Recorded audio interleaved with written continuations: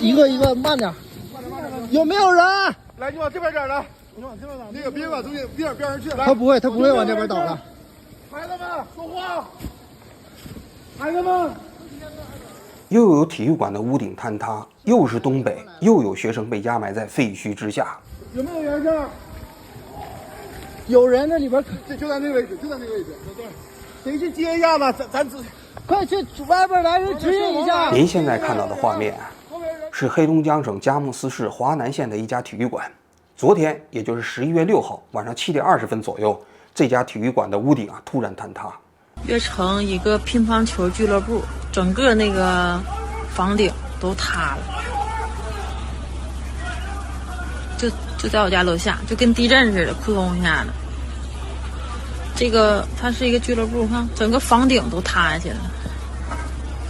很多居民连忙从家里跑到楼下，跑到这个体育馆的门前啊，有些人还在喊：“我的孩子还在里面呢。”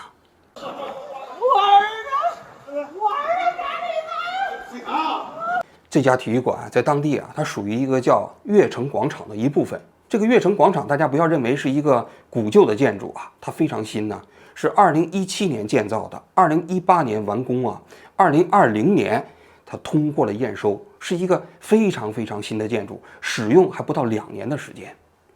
这个建筑是当地一个叫悦城房地产开发公司自己建的，建好了之后呢，就招商引资，主体部分是建成了一个商场。这附属部分是一个体育场馆，里面有篮球场、有羽毛球场、有乒乓球场2020年的时候，他们就把它出租给了阳光健身俱乐部。这些家长第一时间赶到现场之后，就冲进了废墟就在那地方寻找这个失踪的孩子的身影。慢点。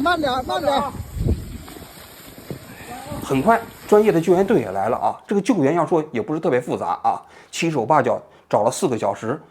过了午夜12点的时候，整个救援结束了。对，咱位置告诉好，就在那个前面这个板子，这个板子下面。刚才里面有声音。下面对，板子是旁边抬着来一个，扒着一个，又出来一个，又救出来一个。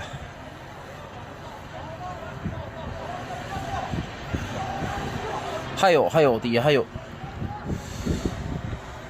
12点46分，救援结束了刚才搜救犬来秀了一波，完了就都走了，全都撤了。据事后的媒体报道事故发生的时候这里面一共有7个孩子，这7个孩子全都是初中生，结伴在里面打篮球。据他们自己讲当时在7点20左右，就突然听到屋顶的声音不太对，于是他们就连忙往外跑。跑得快的3个学生就跑出了门口，还有4个学生被压埋在了这个废墟之下。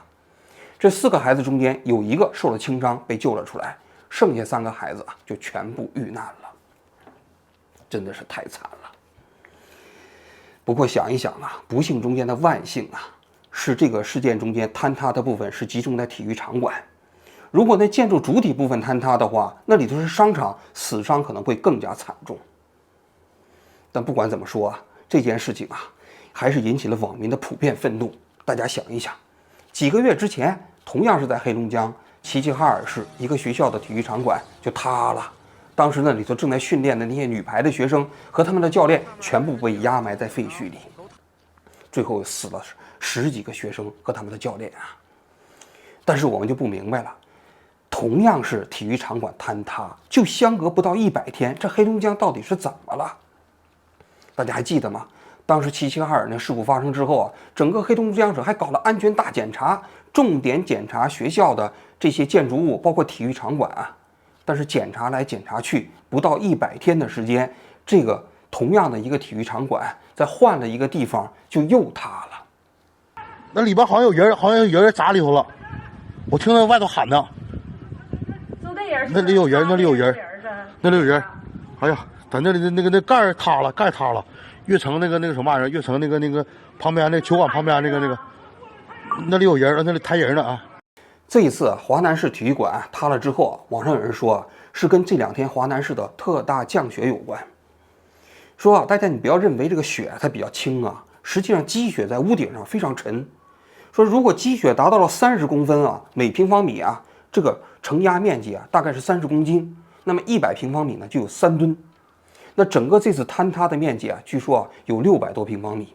那600多平方米，你加起来就差不多有20吨这样的一个水平啊。但问题是啊，你东北你建房子，你不该考虑下雪的因素吗？你不是在海南呐，你就应该想到你这个地方冬天会下很大的雪呀。更何况你建筑物的设计标准和施工标准啊，本来就应该有一定的冗余啊，就是超过了你的所谓的这个大雪的极值。其实1倍左右的话，也不应该轻易的坍塌。这次坍塌的部位主要集中在体育场馆。体育场馆是怎么回事呢？它的层高有9米多，旁边的那个主体部分呢是2层楼，是钢筋混凝土的建筑。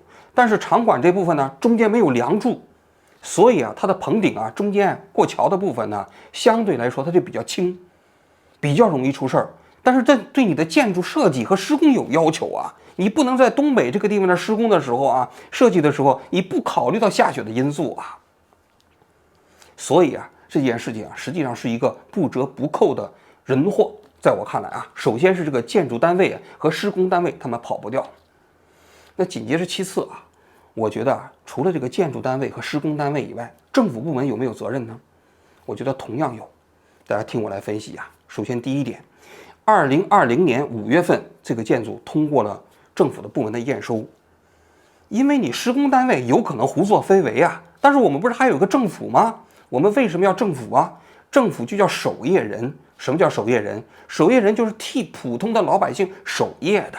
当普通的老百姓不可能一个又一个的建筑物啊，去审核他们建筑的过程中间是不是达到了设计标准，是不是符合施工标准，你政府应该有这个条件，有这个能力去辨析这些建筑本身是不是达到了标准呢？可是呢，当地的华南市的政府啊，就通过了他的验收，就是这说明政府认为这个整个建筑问题没问题呀。而且这个新闻发生之后啊，当地的新闻还被挖出来，就在2年前，当地的县委书记叫程显峰，还到这个现场，就是这个悦城广场的施工现场，还去视察呢，人还鼓励呢，当地这个施工过程啊，那说明什么？说明政府实际上完全没有辨析出来啊，就整个这个建筑的施工和设计有问题，所以这就是政府的重大失职和重大失误，这是第一点。第二点就是这次降雪啊，我觉得政府也没有尽责。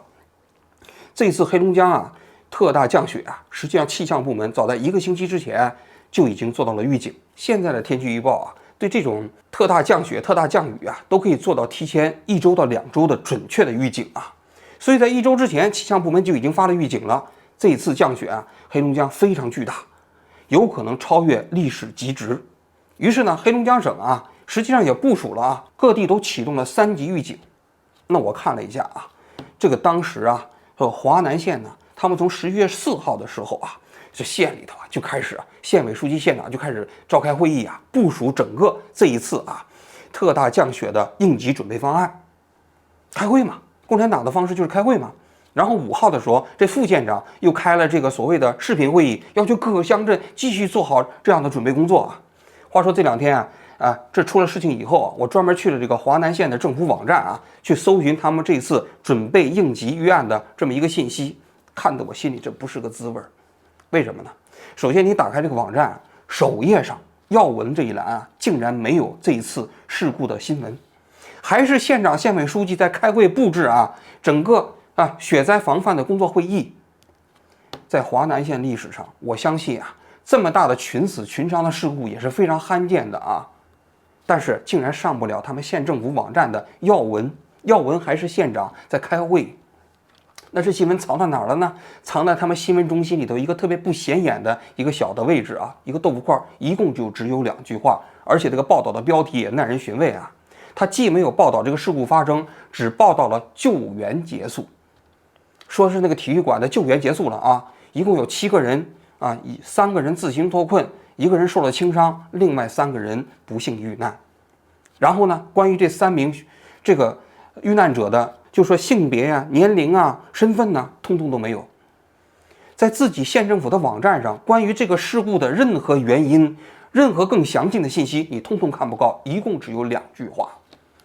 就是这样的一个政府的工作网站啊。我们接着往下聊啊，就是华南县政府这次是怎么准备这次应急的。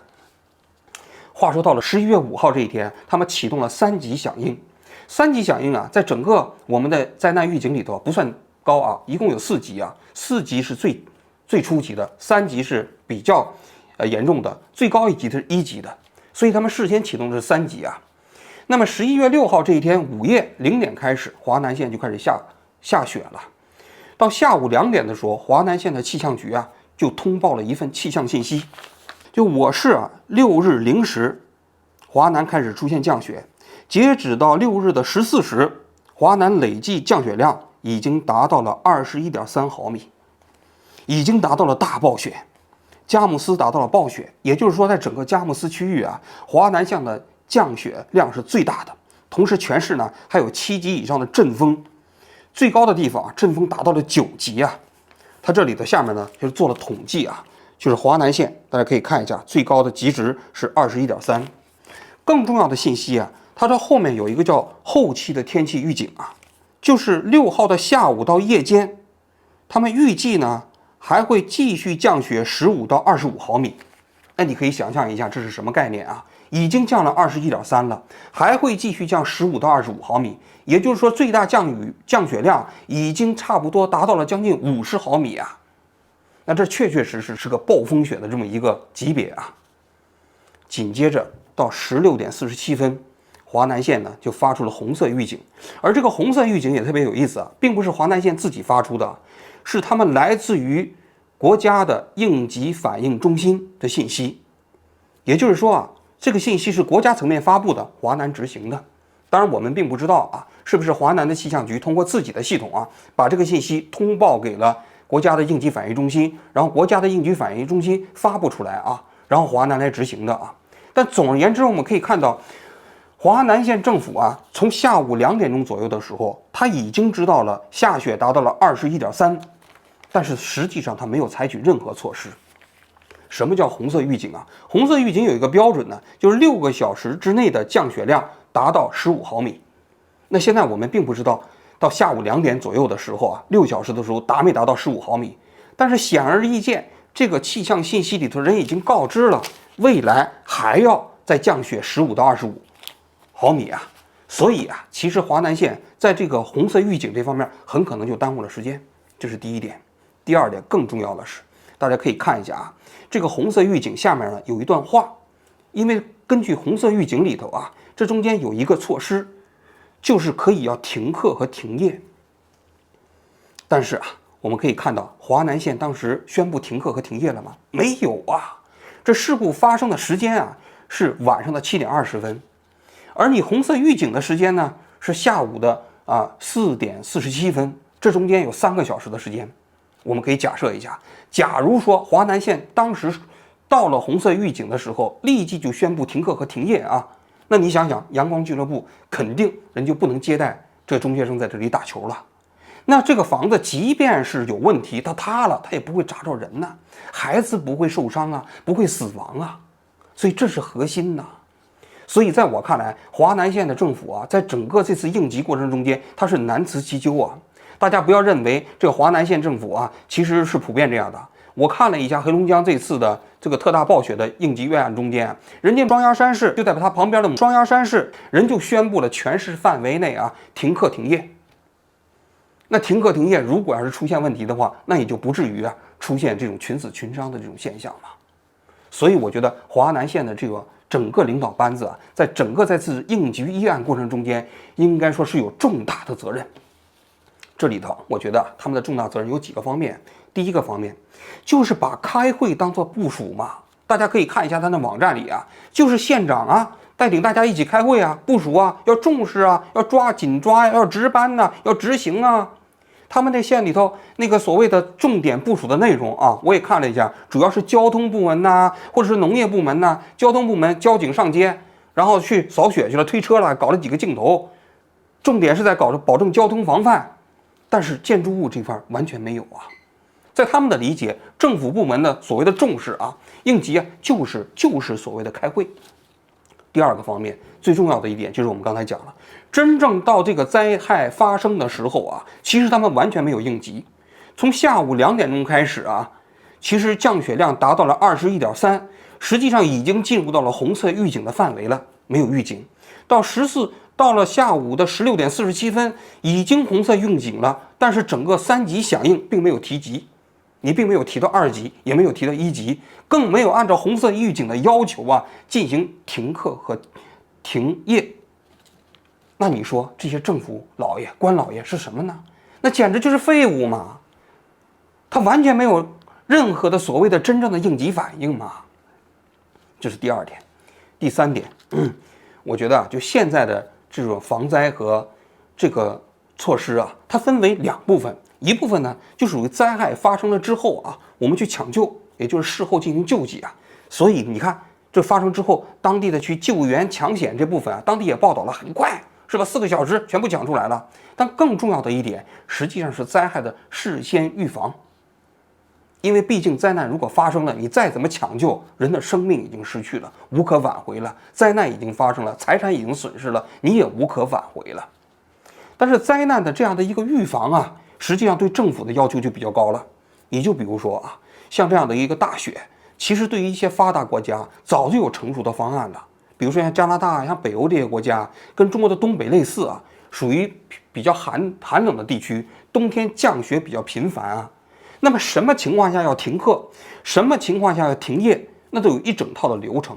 更何况当这个降雨量到什么情况的时候，政府应该采取什么措施，都有一整套的流程。说句心里话，在这个事件过程中间，如果政府部门要真的尽心一点，把普通老百姓的生命安全当回事儿，他们这个应急预案不至于执行的如此不堪。其实中国也有相应的应急管理办法啊，也有红色预警啊，但是红色预警啊，你看这个官老爷把他们当回事了吗？并没有啊。那里明明规定可以停课和停业，但他们就是视而不见呐。这本质的原因还是这帮官老爷们没有把普通的老百姓的生命健康摆在第一位。他们最重要的是在这个过程中间要开会，要部署，要开视频会议，要把自己的照片放在网上，放到新闻里，因为这个呢就体现了他们的工作已经做到了，对上级已经负责了。但是当真正灾难发生的时候，他们这些开会他们这些部署是实际上是毫无作用，因为他们没有真正的应变能力，他们没有真正的面对这样一场灾难，去真的把老百姓的生命健康当回事儿，去绷紧弦，想着怎么去防范这个灾难的发生，于是有了这样的悲剧。说句心里话，所谓的灾难不过是一个所谓的测试机制，它测试的就是这个政府本身呢，你是在为谁工作，怎么工作。如果你真的为普通百姓工作的话，像这样的一场雪灾不至于造成这么大的损失。但是你如果只为上级部门工作，为你自己工作，那你有再完善的这样的一个规章制度说句心里话，也是形同虚设。悲剧又发生了，又连续发生了。我希望有关部门呢，对华南县的这样的一些政府部门的人呢，赶紧进行调查。这些政府部门的人呢，现在第一时间把那个阳光俱乐部的老板给抓起来了。你抓人老板干什么呀？你又没有禁止人家营业，房子又不是他建的，所以他开门营业没有任何问题啊。我个人觉得，你们应该首先抓的当地公安机关，应该把县长、县委书记抓起来呀，应该把分管的副县长抓起来呀，这才对呀，因为他们是重大渎职啊，应该把你们那些政府部门里头，这个验收合格的政府官员第一时间先拘留啊。但你做得到吗？恐怕是做不到吧。那为什么做不到？我想大家都知道原因了。好，我今天就讲到这里，谢谢大家。整个那个房顶都塌了，就跟地震似的，扑通一下的。整个上面这是顶，从顶上都塌下了，给人都砸裂了。